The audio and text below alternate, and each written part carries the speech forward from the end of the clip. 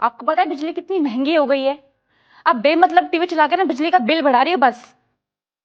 अरे बेटा, तेरे पापा आने में लेट हो रहे थे, उनका इंतजार कर रही थी तो सोचा तब तक टीवी देख लेती हूँ। हाँ, बिजली तो फ्री की आती है ना। आप दोनों को तो कमाना है नहीं, हम दोनों कमाते हैं, हमें पता है हम लोग खर्चा कैसे पूरा करते हैं घर का।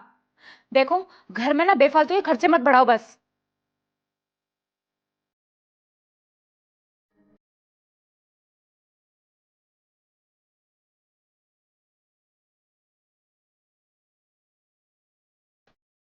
आगे बेटा, खाना वाना खा लिया था ना अच्छे से? क्या खाना माँ जी? आप सब्जी बनाया करो, ठीक से बनाया करो ना। पता है सब्जी में कितना तेज नमक था, मानो कि जहर हो उसमें।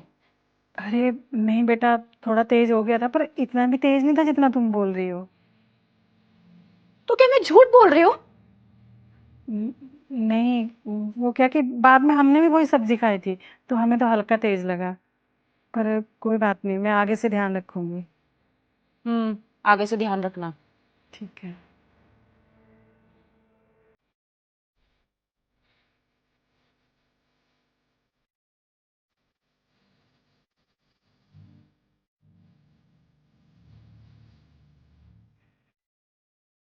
नहीं।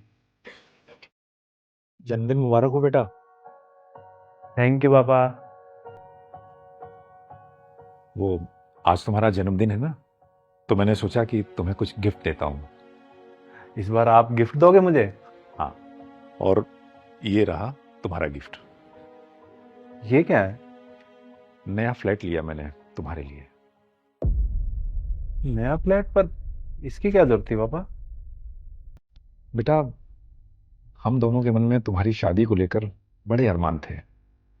धीरे धीरे करके कुछ पैसे भी जोड़े हुए थे तुम्हारी शादी के लिए, लेकिन तुमने तो बिना हमें बताए कोर्ट मैरिज करके हमारे सारे पैसे ही बचा लिए। तो वो पैसे तुम्हारे लिए जोड़े थे, तो सोचा कि तुम्हें ही दे देते हैं, और कुछ ऐसे दिए जाएं कि जिंदगी भर तुम्हारे साथ रहें।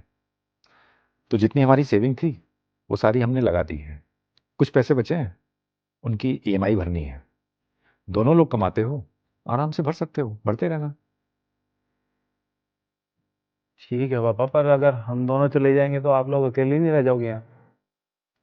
नहीं बेटा, दो लोग कभी अकेले नहीं होते।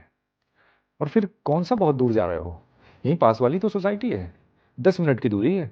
जब दिल करे चले आना।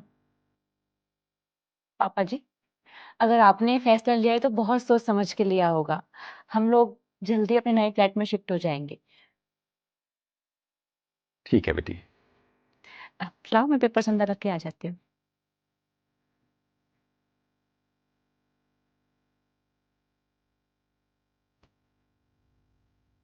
चले।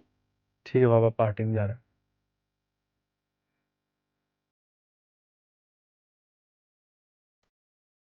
लोग बुढ़ापे में अपने बच्चों के साथ रहना चाहते हैं, और एक आप हो कि अपने बच्चों को खुद ही दूर कर रहे हो।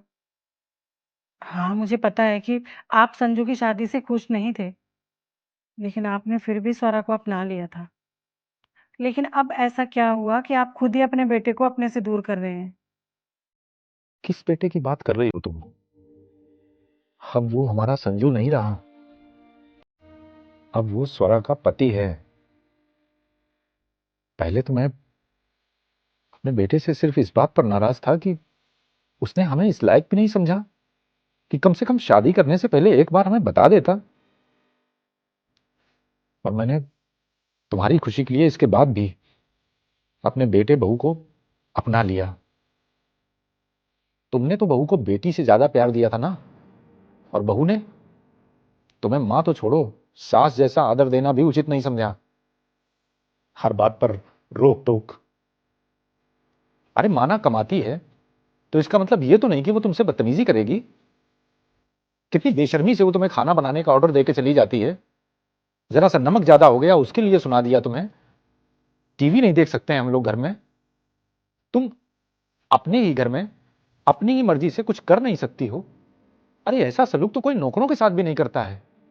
क्या मतलब है एक साथ ऐसे घर में रहने का?